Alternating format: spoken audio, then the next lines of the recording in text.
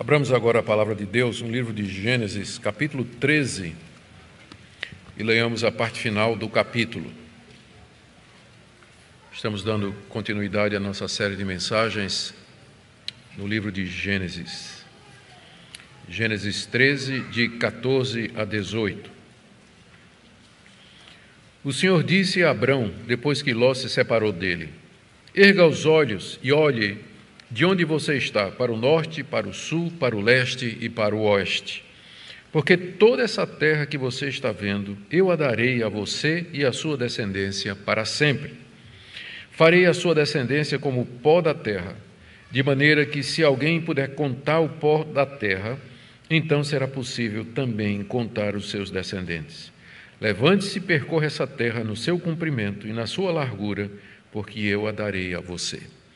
E Abrão, mudando as suas tendas, foi morar nos carvalhais de Mamre, que estão junto a Hebrom, e ali edificou um altar ao Senhor. Até aqui, queridos, a leitura da palavra de Deus. Já oramos pedindo iluminação e vamos então já direto para a exposição do texto que nós temos diante de nós. Na mensagem anterior, nós vimos o retorno de Abrão e sua família para a terra de Canaã, depois daquela experiência desastrosa lá na terra do Egito. E vimos que tanto ele como seu sobrinho Ló, que o acompanhava desde Ur dos Caldeus, haviam se tornado muito ricos, e eles tinham muito gado, tinha muita gente com eles. E a carência que havia em Canaã de pasto e de água, lembrem que a razão que ele foi para o Egito era exatamente que tinha uma sede na terra, uma seca, que produzia fome e seca e falta de pasto e dificuldades para quem vivia da criação de rebanhos, como era o caso deles, que eram peregrinos. E aí isso levou a uma crise, começaram a brigar os pastores de ambos, uma vez que eles tinham seus rebanhos à parte, separados e distintos. E a briga deve ter sido por conta de pasto e de água para os rebanhos respectivos.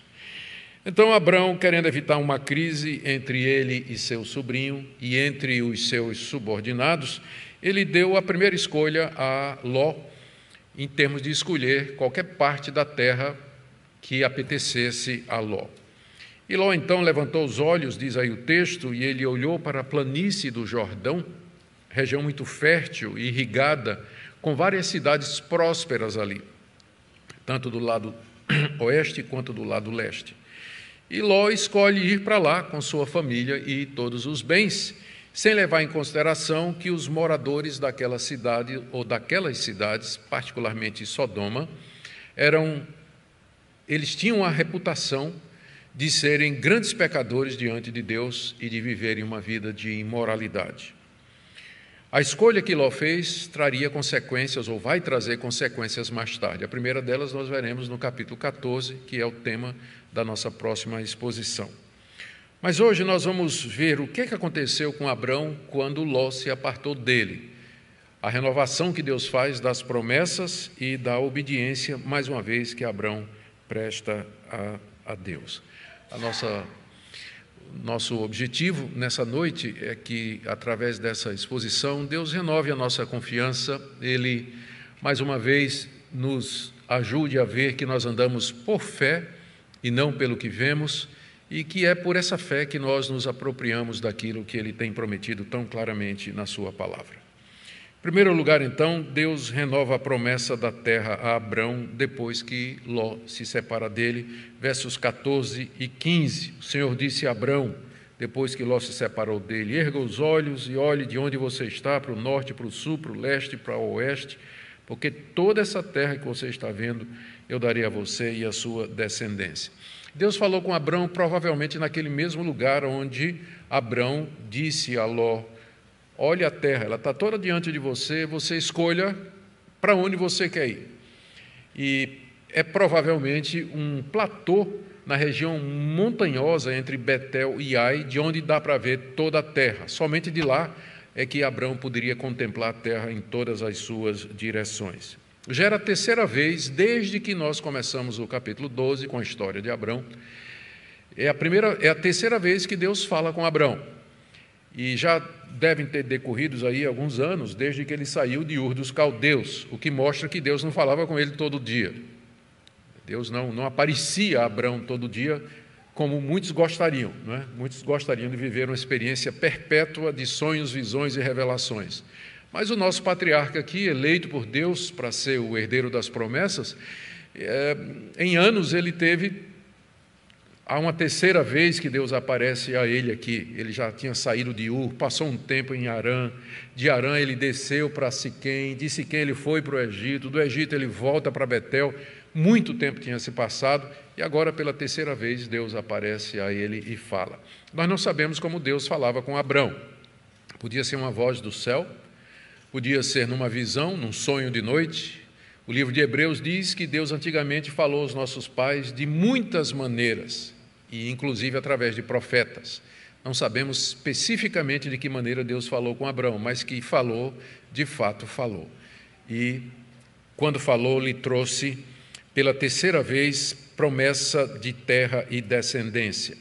A primeira vez que Deus falou sobre dar a Abrão uma terra e descendência foi quando apareceu a ele lá em Ur dos Caldeus. E lá, naquele caso, a visão e a promessa focava mais na pessoa de Abrão.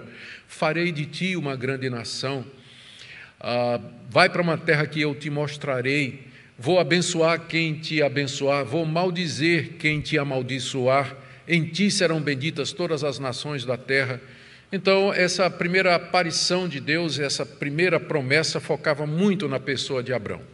A segunda vez que Deus apareceu a Abrão foi quando ele entrou na terra e chegou até a região de Siquém.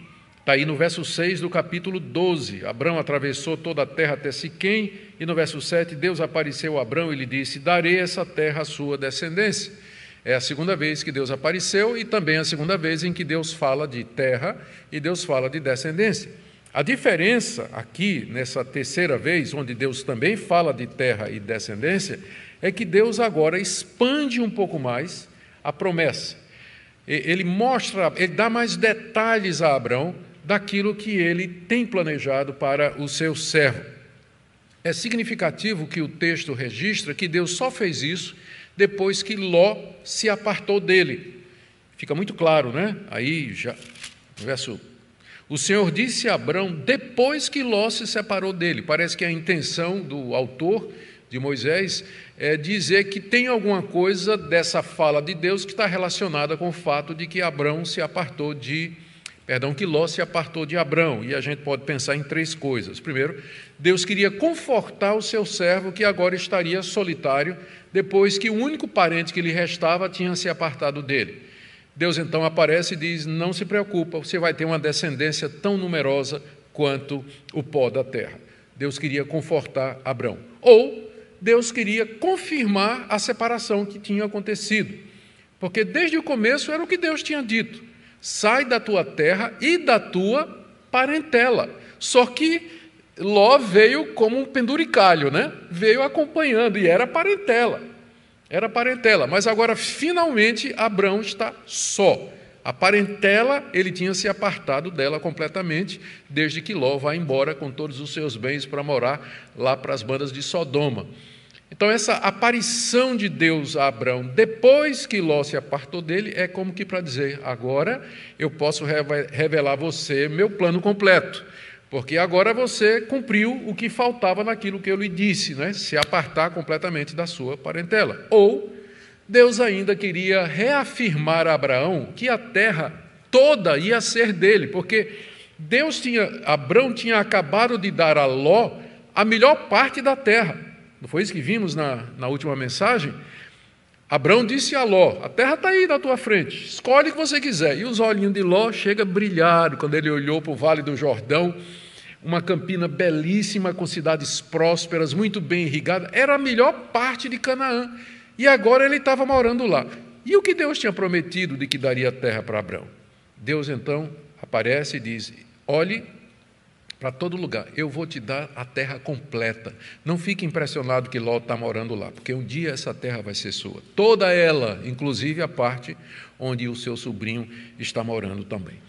E aí então por alguma dessas razões, ou talvez pelas 3 razões que eu mencionei, conforto, confirmação e reafirmação da posse plena da terra, depois disso, Deus renova a promessa da terra com mais detalhes para o seu servo. E ele revela, primeiro, a extensão da terra. Ele manda que Abrão, de onde ele está, olhe em todas as direções, até onde a vista alcançava. Como eu já disse, provavelmente estavam num platô daquela região montanhosa, de onde se podia observar toda a terra. E aqui há um contraste, parece intencional, entre o que Deus está dizendo a Abrão aqui, no verso 14, erga os olhos e olhe, com o que aconteceu no verso 10, Ló ergueu os olhos e viu. Parece que há um contraste aqui. Ló ergue os olhos e ele olha e escolhe segundo os desejos do seu coração.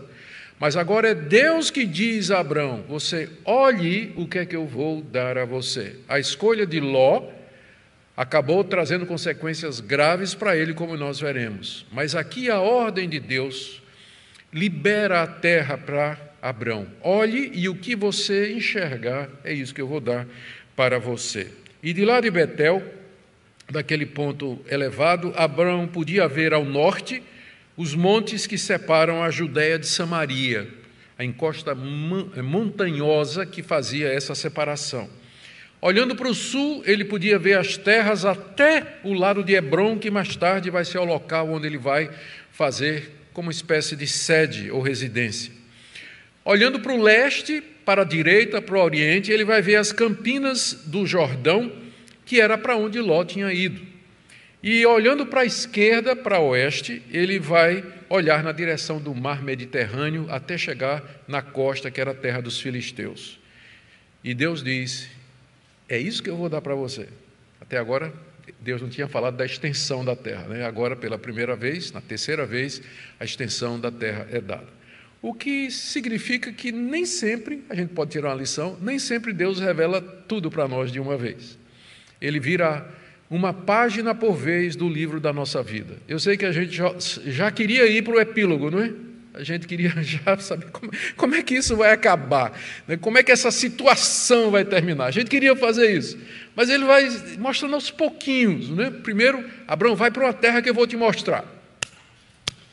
Depois ele, quando chega na terra, diz, olha, isso aqui eu vou te dar. E agora, pela terceira vez, diz, olha os limites da terra. É tudo isso aqui. É assim que Deus age conosco. E a ansiedade é quando a gente quer agora o que Deus não prometeu para hoje. A gente quer resolver hoje aquilo que Deus está resolvendo devagar. O relógio de Deus não faz tic-tac na mesma velocidade do nosso. A gente quer tudo para ontem. E Deus tem um propósito com a espera. Deus tem um propósito com o tempo que passa, para despertar em nós dependência dEle, despertar em nós a apreciação pelas coisas eternas e nos ensinar a paciência e outras virtudes que estão relacionadas com promessas demoradas. Mas, finalmente, Deus revela para ele a extensão de toda a terra. A segunda coisa que Deus lhe revela também, que não tinha sido dita antes, é que ele vai dar aquela terra, em toda aquela extensão, Abrão e seus descendentes para sempre. Para sempre. A palavra para sempre não tinha aparecido ainda em todas as vezes que aparecia, ou em todas as vezes que a promessa é mencionada.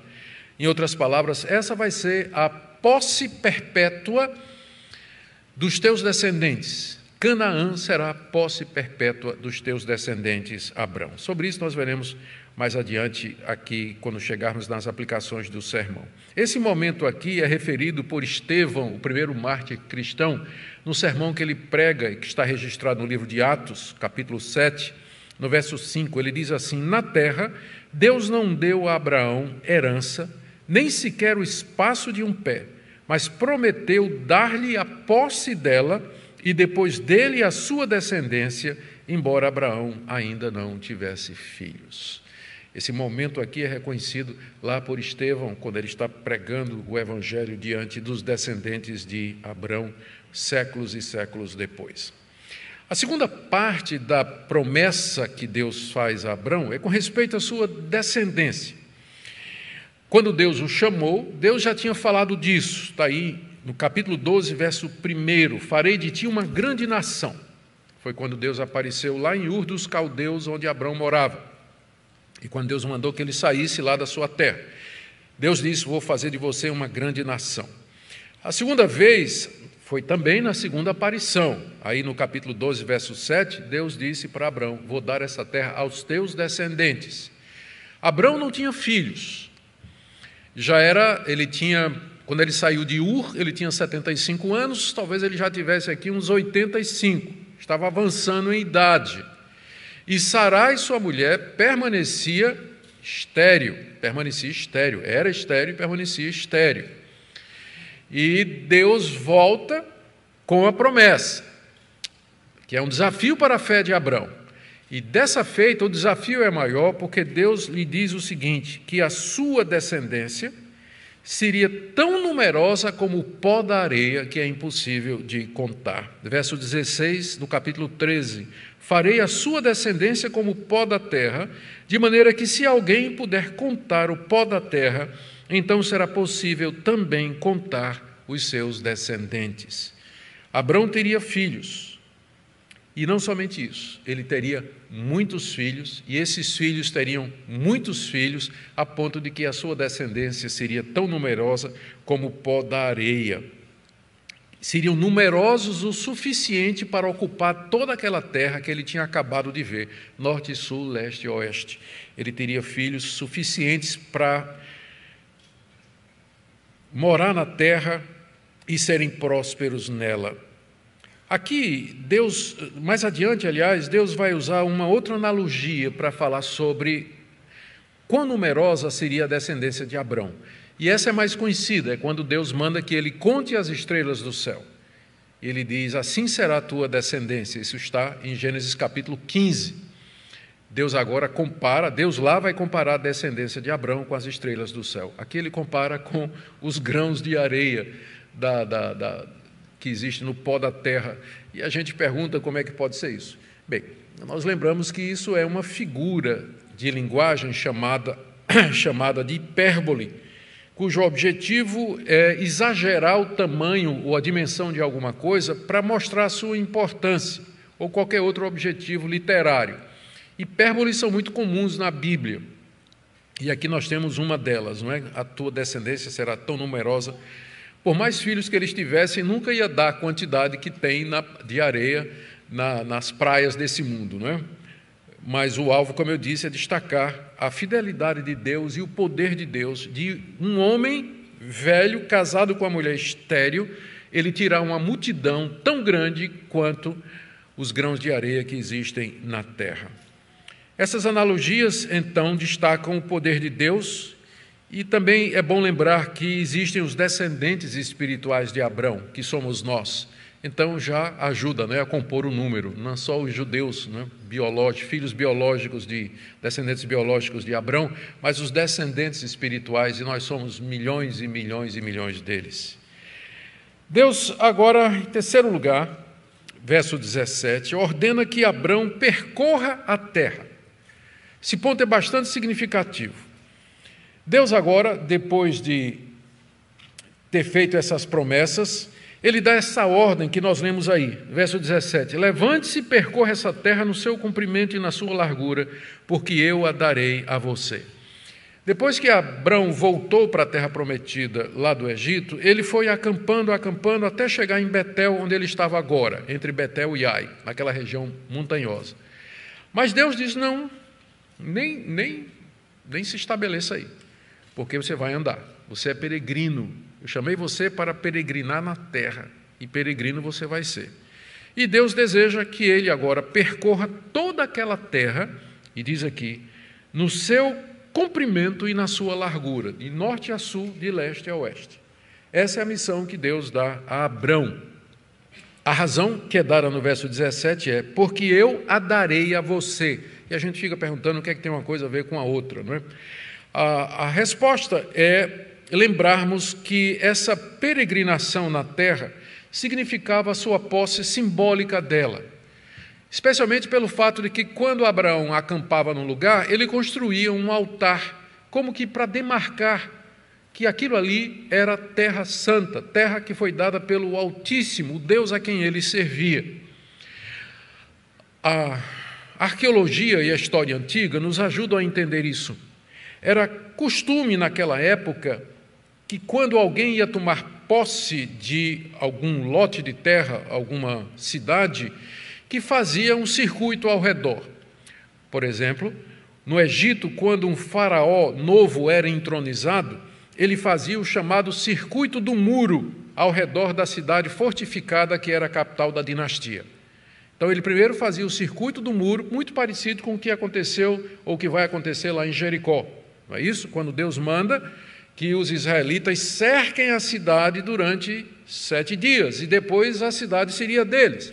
Então isso fazia parte do costume do Antigo Oriente, de que pessoas, antes de entrar na posse de uma propriedade, faziam esse circuito, essa andança ao redor, como era costume no Egito. E eu tenho também uma outra citação aqui, em um poema em ugarítico, datado de 1.300 anos antes de Cristo, idade do bronze mais ou menos, 2.000 a 1.500 anos antes de Cristo, que é o tempo dos patriarcas, onde o deus Baal percorreu 77 e depois 88 cidades para garantir o seu domínio sobre os seres humanos.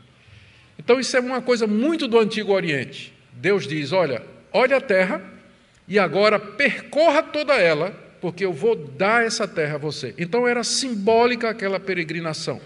Significava que Abrão deveria tomar posse daquela terra pela fé, porque, como disse Estevão, Deus não deu nenhum pé de terra para Abrão, Ele morreu na promessa. Quem herdou foram seus descendentes, mas o próprio Abrão, ele não tinha nada a não ser uma propriedade que ele comprou ali perto de Hebrom, onde ele sepultou Sarai e mais tarde ele seria sepultado, e Isaque também. E fora aquela propriedade, um cemitério particular que ele comprou, ele não teve nada na terra. Então, ao percorrer a terra, ele estava tomando posse dela pela fé, porque isso era alguma coisa que ele estava recebendo para os seus descendentes. E aquela andança dele seria uma referência simbólica para os seus descendentes, de que a terra era deles, já que o seu antepassado, Abrão, havia peregrinado por ela. Assim, Abrão viveu na terra, armando tendas, construindo altares, como que para marcar a sua propriedade. É o que ele faz aí no verso 18. Abrão, mudando as suas tendas, foi morar nos carvalhais de Manre, que estão junto a Hebrom, e ali edificou um altar ao Senhor. Ele desarma o seu acampamento em Betel e viaja para o sul de Canaã. É bom lembrar o quanto isso era difícil. Estamos falando aqui de 300 a 400, umas 500 pessoas pelo menos. Só homens armados eram 318, como a gente vai ver no capítulo 14. Então aqui nós estamos falando de 500 pessoas, pelo menos, 500, 600 pessoas. Fora animais, fora tenda para levar. Então, de fato, era uma logística muito complicada, mas Deus disse para Abraão, você não vai parar, você vai ser peregrino nessa terra, vá se mudando, percorra toda a terra, tome posse dela espiritualmente, pela fé, porque um dia ela vai ser sua. Abraão obedece a Deus e ele vai morar, diz aí o verso 18, nos carvalhais de Manre. Era uma plantação de carvalhos que ficava ao sul de Hebrom, ao norte de Hebrom, Esse Manre é provavelmente um amorreu que vai aparecer no capítulo 14, aliás, vai aparecer mais adiante, e que se torna aliado de Abrão. Então, ele era uma pessoa de grande poder e autoridade e que tinha esse bosque de carvalhos, que é o local que Abrão escolhe para assentar-se ali com os seus, com tudo o que ele tem. Provavelmente adquiriu os direitos ou fez um acordo com o Manre, que era um amorreu daquela região, para que ele pudesse ficar ali, porque não era fácil, Eram 600 pessoas chegando assim. Então, era preciso aí ter alguma permissão para que ele ficasse ali naquela terra, que foi dada por esse que mais tarde se tornaria um aliado de Abrão. E Hebrom, que é a cidade próxima onde Abrão vai morar, a gente tem informações aí da arqueologia que nessa época, ela era a capital de um reino cananita muito forte, e que é exatamente durante o tempo dos patriarcas. É a arqueologia só confirmando o que diz a palavra de Deus. Quando Abrão chega ali, diz o final do verso 18, ele edifica um altar ao Senhor, provavelmente de terra batida, junto com algumas pedras. O altar não era para servir de referência, não era um monumento, mas era um local de sacrifícios. Era um local de sacrifício, porque desde o Jardim do Éden, Deus já tinha deixado claro que a sua descendência, a descendência santa, de onde viria a semente da mulher, deveria adorá-lo através do sacrifício de animais. E Abel, o sacrifício de Abel foi aceito exatamente por isso, porque ele trouxe animais que sacrificou em oferta ao nosso Deus. E o altar era erigido para isso, para oferecer a Deus animais mortos, como Deus havia, animais que eram mortos ali, como Deus havia manifestado e revelado a sua vontade. E provavelmente Abrão, ele não somente oferecia sacrifícios, mas ele pregava. Abrão era profeta, ele vai ser chamado de profeta aqui mais adiante, no livro de Gênesis, no episódio com o rei Abimeleque. Quando Deus diz para Abimeleque, entrega a mulher de volta a ele, porque ele vai orar por ti, porque ele é profeta.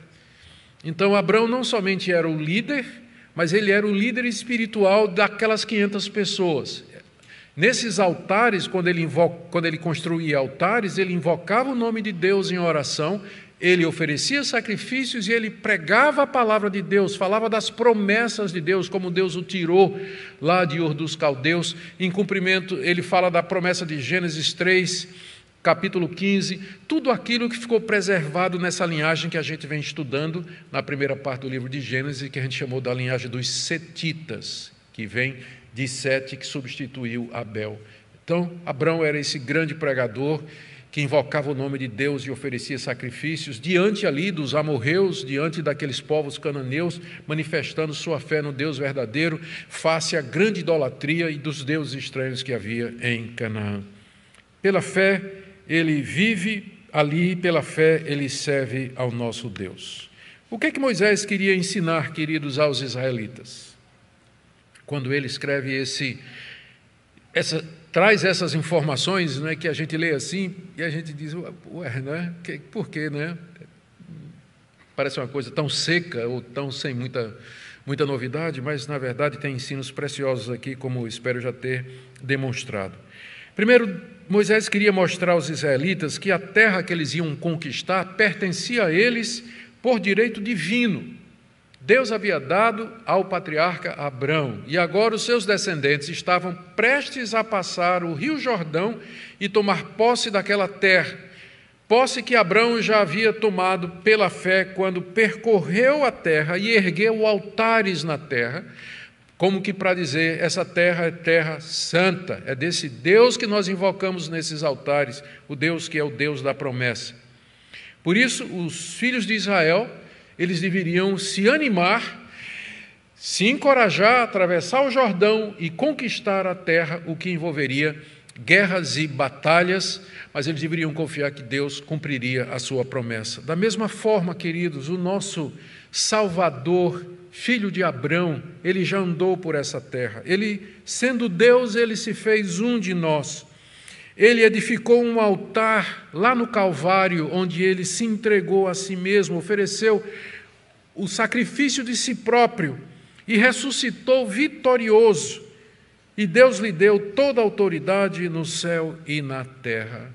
Portanto, nós tomamos posse pela fé da terra de Canaã, a Jerusalém celestial, a vida eterna, o novo céu e a nova terra que nos estão prometidos por Deus. Nós tomamos posse pela fé, porque ainda aguardamos.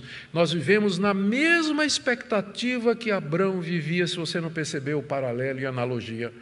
Deus disse, essa terra é tua, toma posse, anda nela, vive pela fé, aguardando o momento da promessa. É assim que nós vivemos nesse mundo. Deus dizendo, esse mundo é teu, você é meu herdeiro em Cristo Jesus, você vai viver no novo céu e na nova terra que eu vou fazer aqui. Ande nessa terra, viva nela e me adore pela fé, porque um dia isso tudo vai ser seu. Vocês percebem a analogia? É por isso que a Bíblia diz que os que creem em Cristo, eles são crentes como o crente Abraão. Nós somos os descendentes espirituais de Abraão e andamos pela fé, esperando que Deus nos traga dias de bênção e refrigério com o cumprimento das promessas. Segunda lição que penso Moisés queria passar para os israelitas é que eles eram aquela descendência numerosa como o pó da terra que Deus havia prometido a Abraão. 450 anos antes, eles eram um grupo de 75 pessoas, quando Abrão entrou na terra do Egito para peregrinar ali, a convite do seu filho José. Mas agora era uma multidão de milhares e milhares e milhares de pessoas prestes a cruzar o rio Jordão. Como Deus tinha sido fiel à sua promessa. Nós, queridos, somos os descendentes espirituais de Abrão. Veja a visão do apóstolo João, no Apocalipse, capítulo 7, de 9 a 10. Olhei, e eis grande multidão, que ninguém podia enumerar. Está vendo o paralelo? Deus disse a Abrão, ninguém vai poder contar os teus filhos de tão numerosos. Se alguém puder contar os grãos de areia da terra, aí ele vai poder contar os teus descendentes. E aqui João usa essa mesma linguagem. Eu vi uma multidão que ninguém podia contar, de todas as nações, tribos, povos e línguas, em pé diante do trono e diante do Cordeiro, vestidos de vestiduras brancas, com palmas nas mãos, e clamavam em grande voz, dizendo ao nosso Deus que se assenta no trono e ao Cordeiro pertencem a salvação. Eu quero terminar com algumas aplicações práticas para nós aqui, algumas são também bem doutrinárias. Primeiro, eu queria trazer uma aplicação aqui para aqueles queridos que creem que a promessa que Deus fez a Abrão de dar uma terra aos seus descendentes ainda falta ser cumprida. Especialmente os queridos irmãos que vêm de um pano de fundo de outras denominações, ou de um pano de fundo de denominações não reformadas, eles foram ensinados isso, de que a promessa da terra ainda não foi cumprida. Deus prometeu dar uma terra a Abrão e aos seus descendentes, mas isso aí falta cumprir, e que isso vai se cumprir no milênio terreno, quando Deus então der a Israel toda a terra conforme ele havia prometido. A verdade é que, como nós entendemos, Deus já cumpriu plenamente a promessa que ele fez a Abrão. Deixe-me ler algumas passagens para vocês. No livro de Josué, capítulo 21, de 43 a 45, depois da conquista da terra, o autor do livro de Josué diz assim: dessa maneira, o Senhor deu a Israel toda a terra que sob juramento havia prometido dar a seus pais, e eles tomaram posse dela e habitaram nela. Josué, capítulo 21, verso 43, se você quiser conferir depois. Ou ainda, primeiro livro dos Reis, capítulo 4, verso 21. O povo de Judá e de Israel eram tão numeroso como a areia que está na praia do mar. Fica claro a referência. Está dizendo que Deus cumpriu o que tinha dito. Neemias, capítulo 9, verso 8, a oração de Neemias diante de Deus, confessando os pecados do povo de Israel. Ele diz assim no final do verso 8, tu cumpriste as tuas... verso 8, achaste o seu coração fiel diante de ti, e com ele fizeste aliança, está falando de Abrão, para dares à descendência dele a terra dos cananeus, dos heteus, amorreus, ferezeus, jebuseus, girgazeus, e cumpriste as tuas promessas, porque és justo. Então, pelo menos 3, eu poderia adicionar mais passagens do próprio Antigo Testamento, onde é dito que Deus cumpriu já a promessa da terra. Portanto, não resta promessa a Israel para ser cumprida em termos da terra, porque Deus já cumpriu toda essa promessa. Além do mais, não tem nenhuma referência no Novo Testamento, nenhuma que fala a respeito de uma posse posterior da terra por parte da nação de Israel. Deus já cumpriu plenamente tudo aquilo que prometeu a Abrão. Então, a segunda palavra para aqueles queridos, que geralmente é o mesmo grupo, que acham que a promessa da terra era para sempre. E, de fato, nós lemos que Deus disse, darei essa terra para sempre.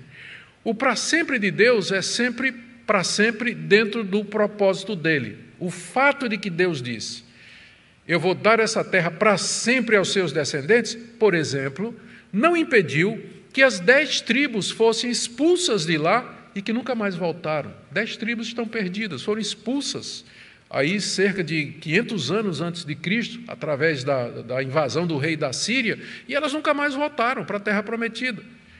Depois, Judá e a meia tribo de Benjamim foram expulsos também, e eles é que voltaram, né?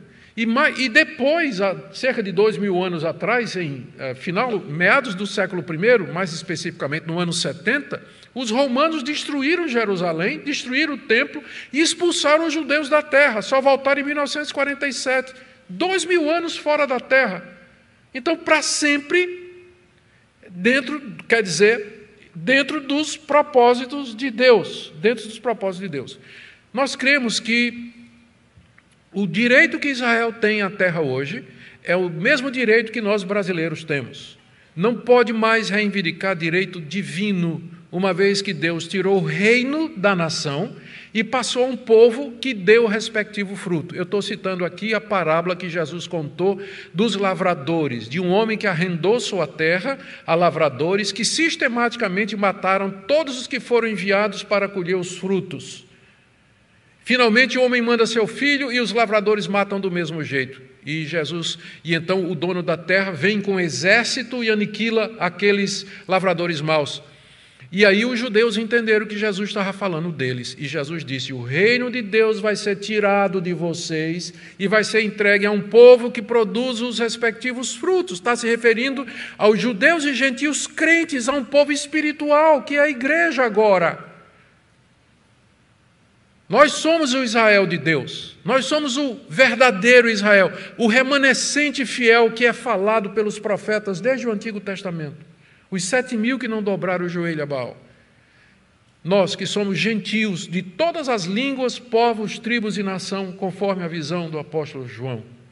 Quando um judeu se converte, ele é meu irmão em Cristo Jesus, ele vai ser salvo não é porque é judeu, mas porque ele crê como eu creio.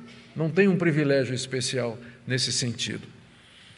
E a última aplicação, a última aplicação que eu quero fazer, é uma palavra para nós que estamos aflitos, abatidos, desanimados com as intempéries da vida, as vicissitudes, provações, tribulações, Covid, pandemia acentuou isso para muitos em diversos sentidos.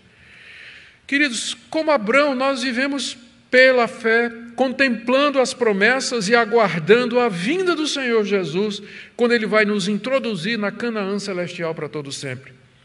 Aguardamos a ressurreição dos mortos, quando Ele vai nos livrar do nosso corpo de humilhação e vai nos dar um corpo perfeito, um corpo imortal, quando Ele criará novos céus e terra, a Canaã espiritual, a Jerusalém espiritual, onde estaremos com o nosso Senhor Jesus e com os nossos irmãos, inclusive com Abraão, lá na glória para todo sempre.